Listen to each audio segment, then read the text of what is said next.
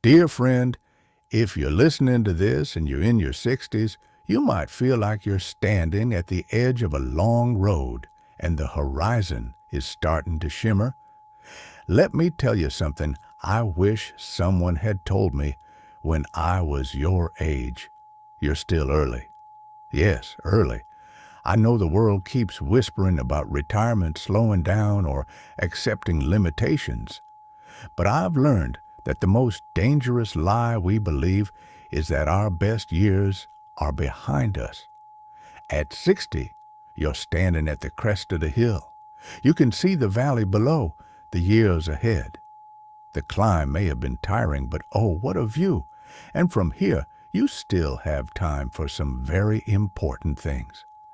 Things I didn't know I needed until much later. So, allow me, a 90-year-old with more memories than months ahead, to offer you some truths, not rules, not commands, just lanterns for the path. 1. Say the words you've been holding in. I waited too long to say some things. I assumed they were understood. I assumed I'd always have more time. Tell your children you're proud of them. Tell your old friends you still think of them. Apologize to someone, even if it's been decades. Forgive someone, even if they don't deserve it. Speak the truth not for them, but for you. Emotional weight compounds with age. Let it go before it hardens. Regret is heavier than anger, you know. 2. Make peace with your body. At 60, your body changes its tone. It whispers instead of shouting. It no longer asks to be admired. It begs to be cared for. Don't wait until something breaks to listen.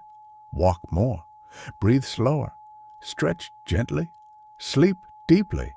If there's anything resembling a fountain of youth, it's not creams or vitamins. It's movement, joy, and kindness toward the vessel that carried you here. Don't mock your reflection. Thank it. It's a face that has endured much. 3. Learn to live alone, even if you're not. This one's tender. You may be surrounded by people, partner, family, community, but learn to sit quietly with yourself. Take walks without your phone. Eat a meal in silence, not loneliness. Because at some point, life will quiet down. Someone may leave, or you may leave them first. When that moment comes, be in your own company won't be a punishment. It will be a gift. Solitude becomes sacred when you've befriended yourself. 4. Tie up the loose ends. There's a drawer in every house, sometimes in the kitchen, sometimes in your soul, full of old letters, forgotten dreams, unspoken wishes. Open it. If you've always wanted to write a book, start with a single page. If you meant to learn an instrument, play one note today. If there's a family story you've never told, record it. These are not silly things. These are the stitches that hold together a meaningful life. Do not leave this earth with your music still in you. 5. Reclaim your curiosity. We think curiosity is for children, but in truth, it's what keeps us young. Learn something new. Visit a place you've never been, even if it's just the art museum you've passed 100 times. Ask questions. Read books you've avoided. Sit with someone who sees the world differently. The moment we stop being curious, we start dying, not in body, but in spirit. There's more mystery in a single ordinary day than most people ever notice. Look for it. 6. Mend what's worth mending. There's a stubbornness that shows up after 60. It convinces us that if someone really cared, they'd be the one to call, that it's too late to patch the old friendship, to talk to the estranged brother, or to visit the friend we grew apart from. Don't listen to that voice. It's not strength.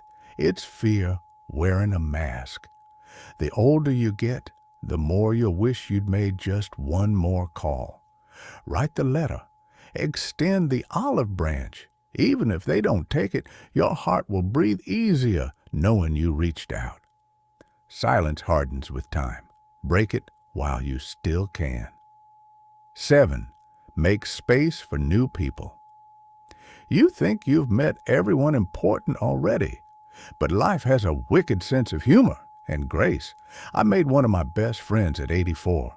She was a retired music teacher, full of poetry and black tea, and we met at a park bench because it was too windy for chess that day. So go out, not just to be busy, but to be available. Join the group, say yes to the lunch, ask someone how they're doing, and listen.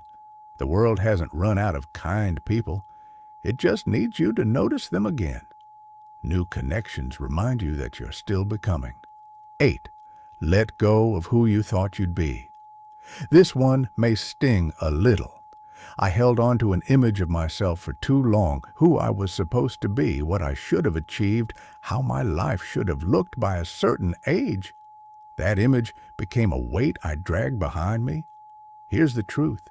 The older you get, the less sense it makes to measure life by what you didn't do. Look instead at what remains. Who do you love? Who loves you? Are you at peace when you sit alone in the quiet? If you can answer those with even a whisper of yes, you are wealthy beyond measure. 9. Let your love be loud. You don't need to be the stoic elder. That's a myth, one I tried to wear for years, and it never fit. Say I love you more often. Hug a little longer. Compliment without hesitation.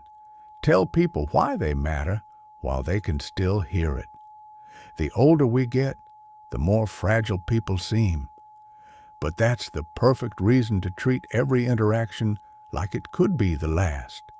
Because one day it will be. Give people their flowers while they're still alive to hold them. 10. Teach without preaching. You've gathered decades of wisdom. You know how quickly the years pass, how fast people can disappear, how easy it is to waste a lifetime chasing approval. But be gentle in your teaching. Share stories, not sermons. Speak from the scars, not the pedestal. The younger ones aren't ignoring you. They're watching, quietly, closely. Be a lighthouse, not a lecture. And never underestimate the power of telling someone, I've been there too. 11. Give away what's inside you. You've lived long enough to learn things most people don't even know they need to know. How to endure a quiet house. How to listen when someone is grieving. How to survive being misunderstood. These are not small things. These are gold. Write them down. Record your stories. Leave letters for your grandchildren.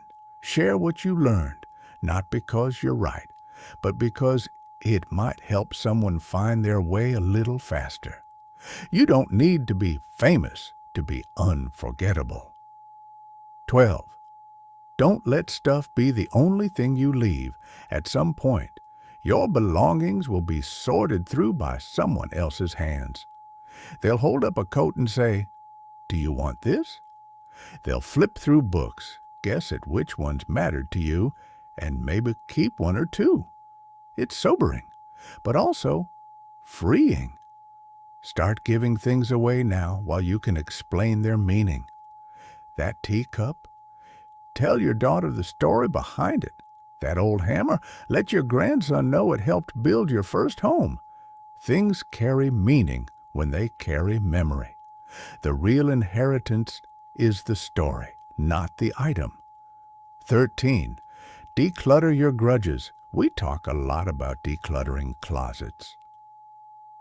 But have you decluttered your heart? You're not too old to let go of bitterness. You're not too old to forgive yourself. You're not too old to say, that was a younger version of me and I can let them rest now. Holding on to pain can feel like power, but it ages you faster than time ever could. Drop the weight. Choose peace over being right. Choose lightness. You've earned it. 14. Teach them how to die well. I don't mean this as a dark thing. Yeah, I mean, let your loved ones see you living fully all the way to the end. Let them see you laugh in your 80s, sing in your 70s, plant flowers in your 60s. Let them see you not waste time chasing things you can't take with you. The way you age is the way they will remember how to age. The way you handle death will shape how they handle their own. 15. Make a map. Here's a small but powerful act of love. Leave a little map behind. A list of your favorite poems. A note with where you hide the spare keys. A recipe for your mother's soup. Instructions on how to comfort the dog when it storms. The name of the song that always made you cry. These are the fingerprints of your spirit. Don't underestimate their worth. It's not about controlling what comes after you. It's about guiding with kindness. A breadcrumb trail of memory and love. Let go of artificial busyness. You spent most of your life proving things, that you're capable, reliable, useful, that you belong. Now, you don't need to hustle for your worth. Not anymore. Joy doesn't live in crammed calendars. It lives in the unscheduled hours. It shows up when you're planting tomatoes, watching birds, or laughing at old sitcoms you've seen 20 times. Don't be afraid to do less. That's not wasting time. It's making space for life to surprise you. Slow days are not empty. They're rich in disguise. 16. Revisit the things you loved at the start. You want to feel joy again? Start with this question. What did I used to love before the world told me who to be? Maybe it was painting, or fishing, or climbing trees, or jazz, or building things with your hands. I promise you, some of those old loves are still there, just waiting for permission to come out and play. Give them that permission. You are not too old to begin again, not at 60, not at 90. If you're breathing, you're becoming. Remember that. 17. Find beauty in the ordinary. There's an art to noticing. Most people miss half their life waiting for the grand finale. But I've seen more miracles in a quiet breakfast than I ever did on any world stage. The curl of steam from a teacup. The way your partner's hand still reaches for yours. The sound of leaves blowing across the porch. A grandchild's off-key song. A dog who's just glad you're home. 18. Laugh more, especially at yourself. Aging without humor is like winter without fire. You're going to forget names. You're going to misplace your glasses while they're on your head. You're going to fall asleep during movies. You're going to groan when you stand up. Laugh. Please laugh. Laughter is dignity's best companion.